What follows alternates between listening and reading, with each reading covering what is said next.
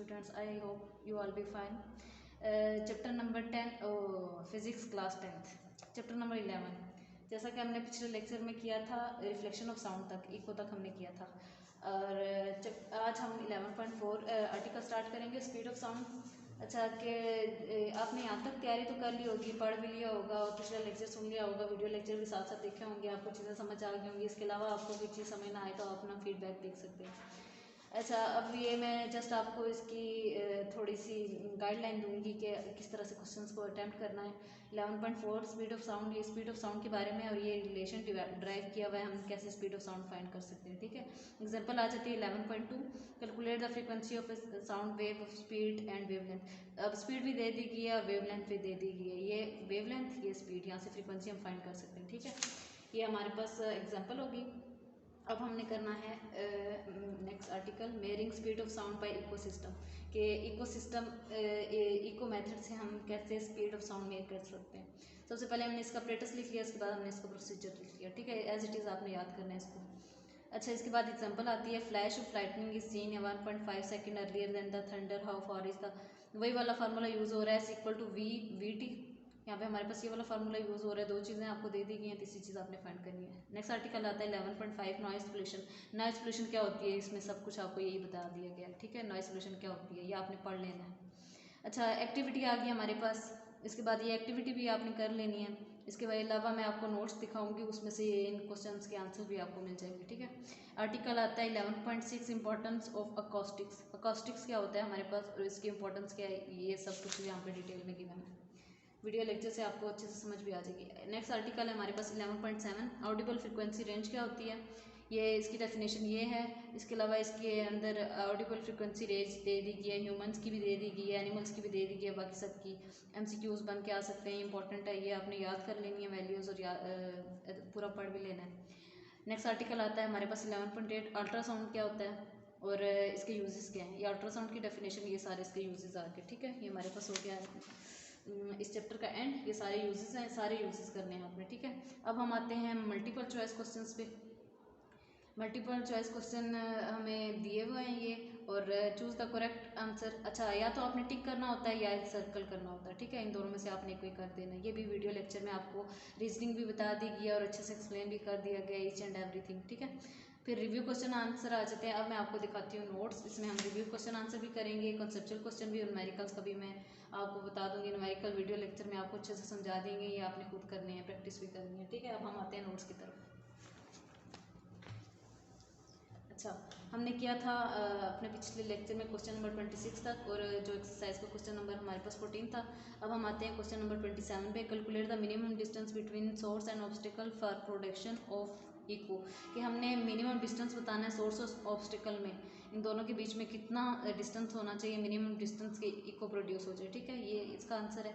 अच्छा, question number 28 है हमारे पास, with the help of simple experiment, एक सिंपल एक्सपेरिमेंट की मदद से हमने क्या बताना है, हमने शो करना है कि साउंड जो है वो फॉलो करती है लॉ ऑफ रिफ्लेक्शन। ठीक है, जैसे हमारे पास लाइट लॉ ऑफ रिफ्लेक्शन को फॉलो करती है, इस तरह क्या साउंड भी करती है। ये हमने सिंपल एक्सपेरिमेंट किया और ये हमने बता दिया। ठीक है, ये बुक पे भी गिवन है और डायग्राम भी यहाँ पे क्लियर बनी हुई है। ठीक है, अच्छा, नेक्स्ट क्वेश्चन आ गया हमारे पास, in above experiment lift the pipe on the right vertically to a small height, what would happen, कि इस वाले एक्सपेरिमेंट में अगर हम पाइप को राइट साइड पे वर्टिकली स्मॉल हाइट पे हैंग कर देते हैं तो क्या होगा। ठीक है, ये इसका आंसर है। On what factor quantity speed of sound depend, speed of sound किन किन फैक्टर्स पे या किन किन क्वांटिटीज पे डिपेंड करती है, ये सारे फैक्टर्स हैं। ठीक है, क्वेश्चन नंबर हमारे पास आ जाता है 31, what is relation between speed of sound in solid and gas, liquid and gases, के रिलेशन बताना है हमने स्पीड ऑफ साउंड का। सॉलिड्स में क्या होता है, गैसेस में क्या होता है और लिक्विड और गैसेस में क्या होता है। ठीक है, क्वेश्चन नंबर 32 है, how can you find the speed of sound by echo, what factor can affect the accuracy of this method,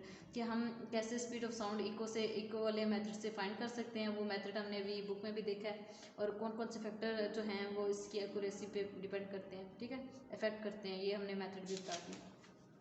question number 33 हमारे पास आ जाता है, who did first find speed of sound, how did he find it, किसने सबसे पहले find की थी speed of sound और उसने क्या चीज़ें फाइंड की थी, ये इसका आंसर है। ठीक है, अच्छा, क्वेश्चन नंबर 34 आता है, flash of lightning is seen first then we hear thunder sound in a stormy night, के फ्लैश ऑफ लाइट जो है वो पहले हमें दिखाई देती है जबकि हमें आवाज़ बाद में आती है जब मौसम ख़राब होता है। ठीक है, तो बिजली कड़कने की आवाज़ बाद में आती है और जो बिजली चमक रही होती है वो हमें पहले आ जाती है नज़र, ठीक है, ऐसा क्यों होता है, इसका डिफरेंस बताना है। तो ये जस्ट वन लाइन की रीजनिंग है हमारे पास, ठीक है, क्योंकि लाइट ट्रैवल करती है faster as compare to sound, इस वजह से हमें लाइट पहले दिखाई देती है और वो साउंड बाद में, ठीक है। क्वेश्चन नंबर 35 है हमारे पास, differentiate between noise and music. उसी तरह डिफरेंस वाला कोई भी क्वेश्चन आ जाए, आपने सेंटर में एक लाइन लगा देनी है, दोनों क्वान्टिटीज़ को लिखना है और 4-4 पॉइंट्स लिख देने हैं दोनों के, ठीक है। ये अच्छा सा 4 मार्क्स का क्वेश्चन बन जाता है।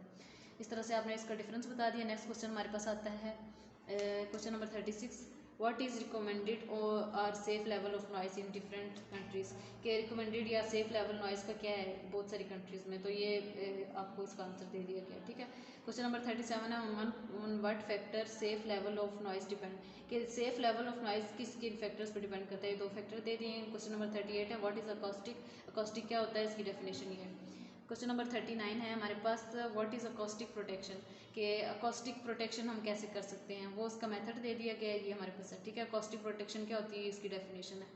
क्वेश्चन नंबर 40 हमारे पास आता है, which material can be use as sound observer and sound reflector, कौन कौन से मटेरियल यूज़ होते हैं साउंड ऑब्जर्वर पे भी और साउंड रिफ्लेक्टर के तौर पे भी, तो ये हमें रिफ्लेक्टर भी बता दिए गए, ऑब्जर्वर भी बता दिए गए। क्वेश्चन नंबर 41 हमारे पास है, डिफाइन रिवर्बिट्रेशन, कि रिवर्बिरेशंस क्या होती हैं, ये हमारे पास रिवर्बिरेशन की 2 डेफिनेशन है, जो आपको अच्छी लगती है वो आप याद कर लें, ठीक है, जो आसान लगती है।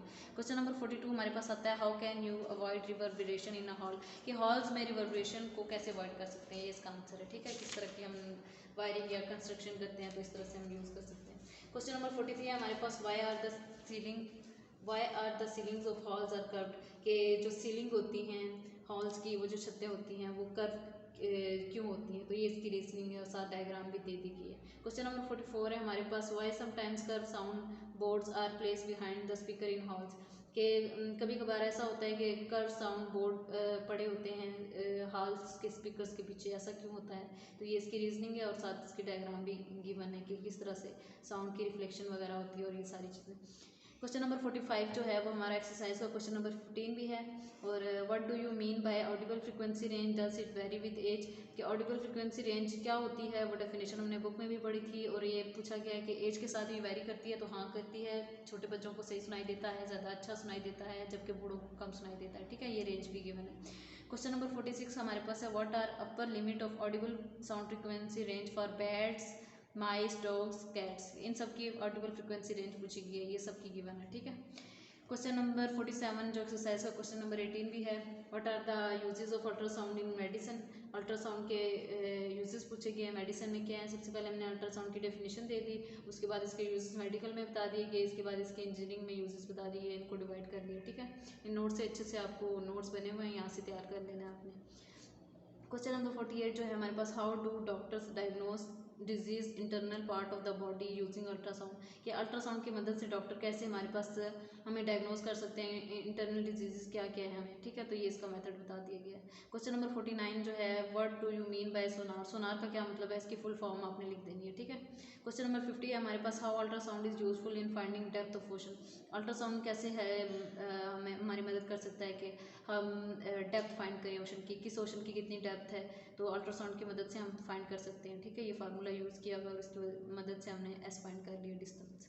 क्वेश्चन नंबर 51 जो है हमारे पास, how cracks in moving parts of the heavy machinery and in high speed validity can be detect, जो बहुत बड़ी बड़ी मशीनें होती हैं, जैसा कि हम उधर से क्रैक फाइंड नहीं कर सकते, कहीं अंदर छोटा सा क्रैक होता है तो हम वो कैसे फाइंड कर सकते हैं, तो वो भी हमारे पास अल्ट्रासाउंड की मदद से हम फाइंड कर सकते हैं, ठीक है, ये क्वेश्चन नंबर 51 हो गया। इसी तरह ऑब्जेक्टिव टाइप क्वेश्चन आंसर जो हैं इस तरह आप निकाल लेने हैं, या तो सर्कल करना है या टिक करना है, दोनों नहीं करने मार्क्स कट जाता है, ठीक है, ये भी आपको वीडियो लेक्चर में आपको डिटेल में है, यहाँ पे रीजनिंग भी दे दी गई है और साथ इनके बता दिया गया है राइट ऑप्शन, ठीक है, इस तरह से आपने कर लेना है। इसके बाद हमारे पास रिव्यू क्वेश्चन आंसर आ जाते हैं, एक्सरसाइज में जो थे चैप्टर के अंदर थे वो साथ साथ मैंने आपको करवा दिए, और जो जो नहीं थे वो मैं आपको अभी यहाँ से बता देती हूँ। क्वेश्चन नंबर 2 जो है, what is the effect of medium on speed of sound, medium का क्या मीडियम से क्या इफेक्ट होता है स्पीड ऑफ साउंड पे, in which medium sound travel faster, air, liquid, solid, justify your answer, तो आपने बता देना है कि इसमें कौन से मीडियम में फास्टर करता है, एयर, लिक्विड, सॉलिड, ठीक है, इसका आंसर हो गया। अब इसके बाद आता है sound is a form of wave, question number 5, sound is a form of wave, list at least 3 reasons to support the idea of that sound is a wave. Sound जो है हमारे पास वेव की एक फॉर्म है, हमने कोई से 3 reason बताने हैं ताकि हम अपने आंसर को जस्टिफाई कर सकें। ठीक है, ये 3 रीज़न बता दिए हमने। 11.6 we know that waves manifest phenomena of reflection, diffraction and reflection. के वेव जो हैं ये फिनोमिना वेव्स में होता है, हमने चैप्टर नंबर 10 में भी पढ़ा है। रिफ्लेक्शन भी होती है, डायफ्रेक्शन भी होती है, रिफ्लेक्शन भी होती है। तो ये पूछ रहे हैं कि क्या साउंड में भी ऐसा होता है, तो ये यस इसका आंसर है। ठीक है, 11.7 हमारे पास है, ये मैंने साथ साथ कर लिया था हमने नोट्स में। इसके बाद हमारे पास आता है 11.9 what do mean by the term intensity level of sound. Intensity level of sound से क्या मुराद है, ये हमने इसकी definition they the. Name the define unit of intensity level of sound, इसका यूनिट का नाम भी बताना है और इसको डिफाइन भी कर देना है साथ इंटेंसिटी ऑफ साउंड। ठीक है, 11.10 है हमारे पास, what are the unit of loudness. Loudness के यूनिट बता देना है। Why do we use logarithmic scale to describe the range of the sound intensity we hear. के लॉगरिथमिक स्केल में हम क्यों यूज़ करते हैं डिस्क्राइब करने के लिए साउंड इंटेंसिटी जो हम सुनते हैं, तो ये इसकी रीजनिंग लिख दी है। ठीक है, question number 11, what is the difference between frequency and pitch. Frequency और पिच में हमने डिफरेंस बता देना। उसी तरह आपने सेंटर में एक लाइन लगा लेनी है, इधर फ्रीक्वेंसी ऑफ साउंड लिखना है, इधर पिच ऑफ साउंड लिखना है और उसके 2-3 पॉइंट्स बता देना है। डिस्क्राइब द रिलेशनशिप ग्राफिकली, इस तरह हमने इनका रिलेशनशिप बता देना आपस में क्या रिलेशन है फ्रीक्वेंसी का और पिच का। साथ ये ग्राफ भी बना देने हमने वेव शेप में। ठीक है, क्वेश्चन नंबर 12 हमारे पास आता है, describe the effect of change in amplitude on loudness and effect of the change in frequency on pitch of sound. हमने क्या बताना है कि एम्पलीट्यूड और एम्पलीट्यूड का लाउडनेस पे क्या असर होता है और फ्रीक्वेंसी का पिच ऑफ साउंड पे। ठीक है, लाउडनेस बता दी हमने, पिच भी बता दी, इन दोनों का फ्रीक्वेंसी के साथ रिलेशन बता दिया हमने। ठीक है, इसी तरह क्वेश्चन नंबर 13 आ जाता है, the pitch of sound is increase, pitch sound की इंक्रीज कर रही है, what are the changes in following. तो इन सब चीज़ों में क्या क्या चेंजिंग आएगी। पिच इंक्रीज करिए तो फ्रीक्वेंसी में क्या चेंज आएगा, वेवलेंथ में क्या आएगा, वेव वेलोसिटी में क्या आएगा, एम्पलीट्यूड में क्या आएगा, ये सारे रिलेशन दे दी है। अच्छा, इसके बाद आता है question number 14, if we clap और speak in front of building. अच्छा, ये हमने कर लिया है, चैप्टर के बीच में किया था। ठीक है, अच्छा क्वेश्चन नंबर 16 हमारे पास है, एक्सप्लेन डैट नॉइजेज आर नॉइजेंस, के जो शोर होता है वो ना सुनने वाली आवाज़ें जैसे होती हैं ये अनडिज़ायरेबल होती हैं, क्यों होती हैं। ठीक है, ये इसका आंसर है। क्वेश्चन नंबर 11 हमारे पास आता है, describe the importance of acoustic protection. Acoustic protection का मेथड हमने बता देना, इसकी इंपॉर्टेंस बता देनी है। ठीक है, ये भी हमने पढ़ा था चैप्टर में। चैप्टर नंबर क्वेश्चन नंबर 18 हमने डिस्कस कर लिया। इसी तरह आपके पास कॉन्सेप्चुअल क्वेश्चन आ जाते हैं। कॉन्सेप्चुअल क्वेश्चन भी आपने कर लेने हैं। Why two tin cans with the string stretch between them could be better way to communicate than merely shooting through the air. इस तरह ये सारे कॉन्सेप्चुअल क्वेश्चन आंसर आपके पास आपको नोट्स दे दिए गए हैं, यहाँ से आपने तैयार कर लेने हैं। न्यूमेरिकल्स भी वीडियो लेक्चर में कॉन्सेप्चुअल क्वेश्चन अच्छे से डिटेल में कर दिए गए। मुझे नहीं लगता कि वहाँ से आपको नहीं समझ आएगी, एक एक चीज़ अच्छे से समझ आ जाएगी। कॉन्सेप्चुअल क्वेश्चन वहाँ से आप करें तो ये आपके लिए ज़्यादा बेहतर है और ये नोट्स ये वाले हैं। ठीक है, इसी तरह एग्जाम्पल बुक की साथ साथ हम करते रहें।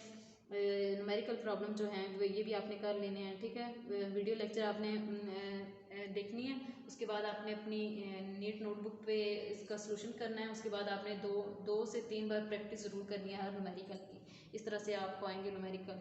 ठीक है, न्यूमेरिकल भी कर लेने हैं आपने इसी तरह। और हमारे पास चैप्टर भी आपने पूरा अच्छे से पढ़ लेना है। नेक्स्ट वीक इंशाल्लाह आपका इसकी असेसमेंट होगी।